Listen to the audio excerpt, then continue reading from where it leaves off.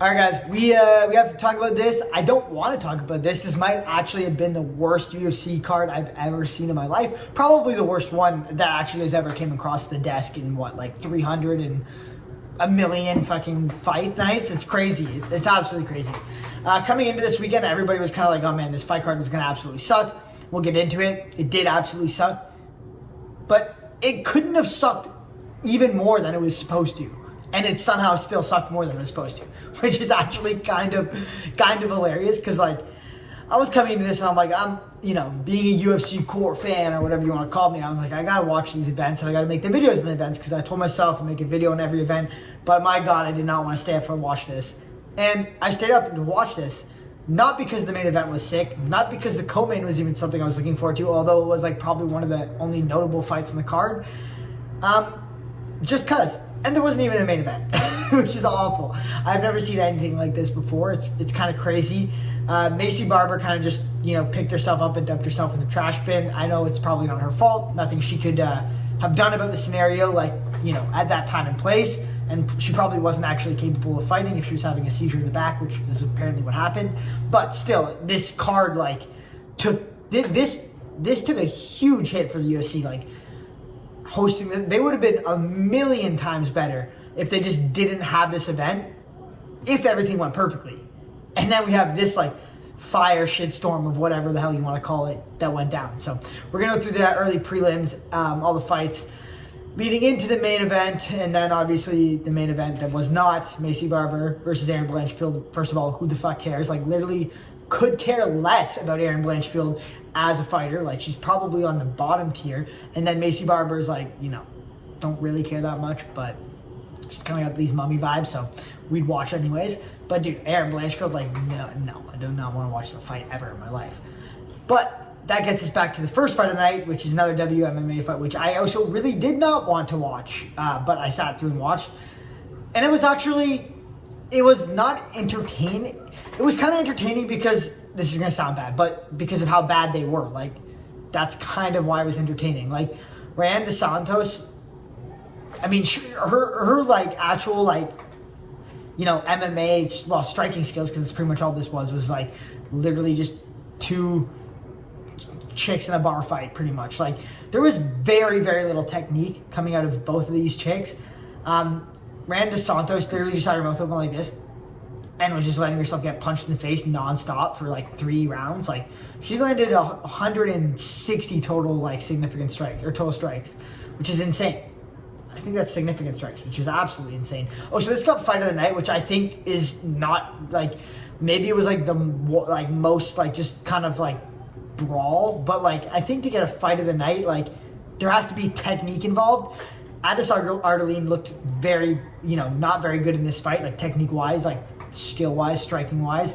Miranda Santos looked equally, well, not even equally as bad, worse. So it was just a really awful, I don't know. It was the skill level of an amateur, 2-3 fight amateur MMA fight, guys. Let's say these two guys that are on their, they're 2-1 and they fight in a random promotion. They're probably going to have a better, more technical fight than this. Miranda Santos just didn't really quit. She just kind of just let herself get hit in the face for 15 minutes. Same with Alice Ardeline, but she just got hit in the face less. It was a really technique missing fight. Oh, so this fight card had no early prelims, so you go to sign into, which is absolutely ridiculous, because you pay for UFC Fight Pass, you go to sign into UFC Fight Pass, and you can't even watch the prelims, because, all the fights that were supposed to be on prelims and stuff got canceled, or there just are none. Again, pretty balls. This fight, but to be fair, you could watch the first 2 fights of this card and be okay, this card wasn't that bad, but it was that bad. So the first fight was kind of entertaining, but it was very low talent level.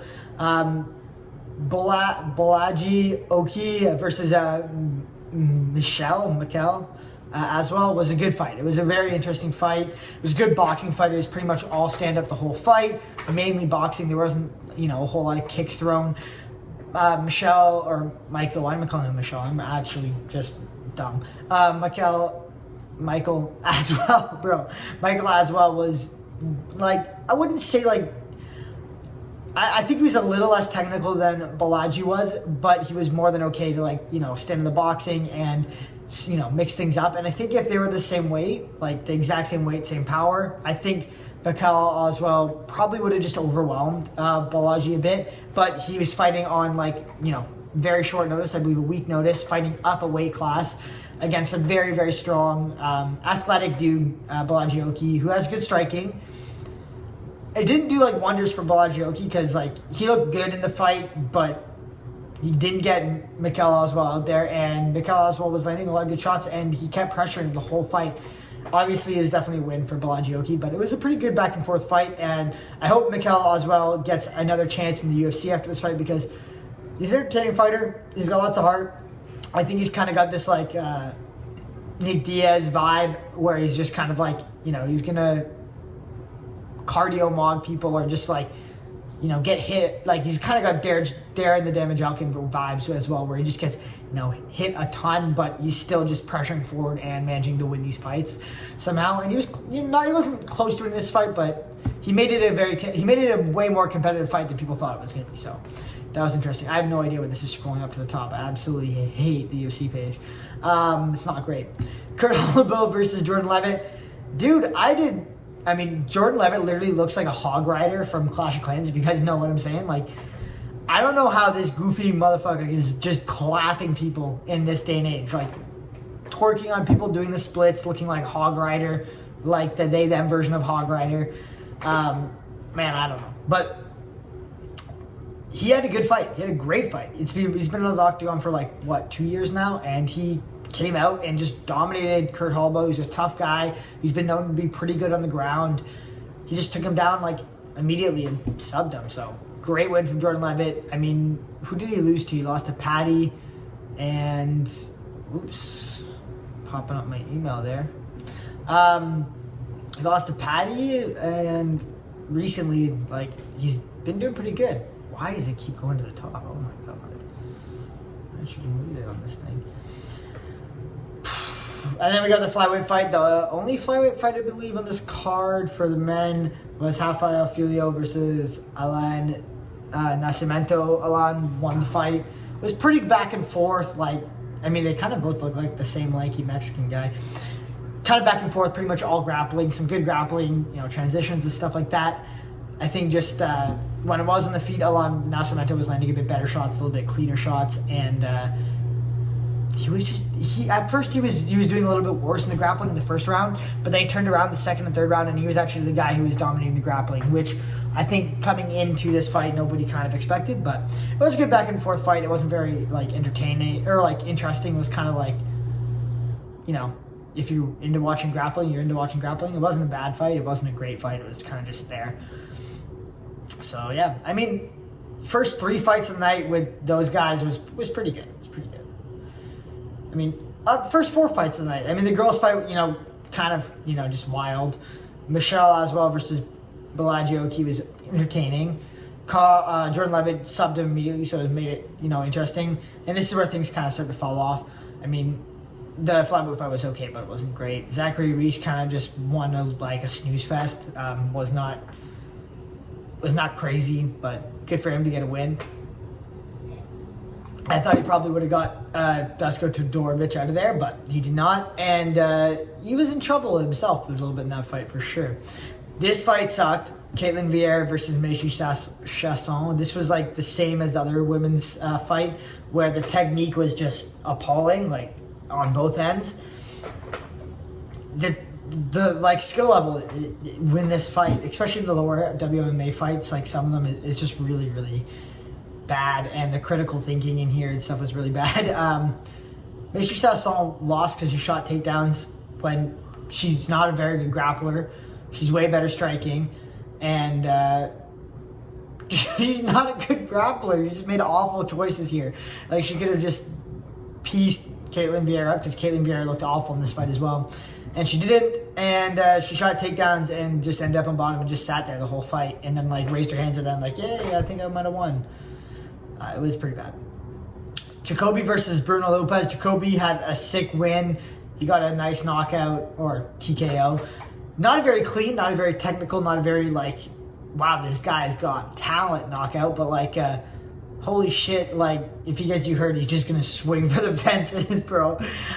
Good win for Justin Jacoby. I mean, it's good to see it. It's always good to see him get wins. It's one of those guys where, like, if he's getting wins, you're stoked. Like, you're always in a good mood when Justin Jacoby gets a win. I don't know why it keeps just ripping up to the top. It's driving me crazy. Billy Ray Goff versus Ramiz Brahimaj. Ramiz looked really good in the grappling. Billy Ray Goff made a couple like kind of silly mistakes like in the grappling, which is bound to happen eventually, like, you know, in an MMA fight. Like, we've all had these days in the gym where, like, you know, you probably shouldn't have done that, but that's after the fact where you got submitted by it and you're like, oh fuck, now I got tapped. But he went to sleep. He did not tap. He got just cooked by Ramiz. So it was a really good high elbow guillotine. Put him right to sleep. Dropped him standing too, which is crazy. And a big underdog. Mateusz Gamrot, which is actually the main event, which is crazy. And when you look it up online, like the main event, or like you go on UFC Fight Night and you're like, okay, like let's see the results. It comes up as Mateusz Gamrot and Ludovic Klein as the main event, which probably should have been the main event anyways, because like look at this chick's forehead.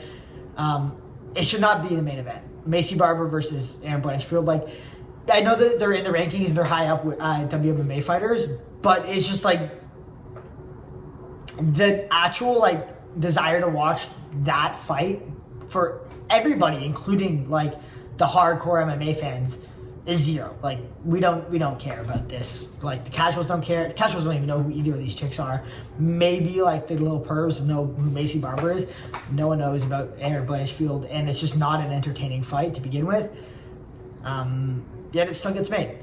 But Mateusz Gamrot versus Ludovic Klein was actually kind of like an intriguing matchup that, like, again, the hardcore people are going to be interested in. But it was Mateusz Gamrot classic fight where he kind of just, you know, dominated the person on the ground and threw some good ground and pound. That was pretty much it. There's some moments in the striking where Ludovic Klein looked pretty good, and he had like some success defending takedowns and stuff like that.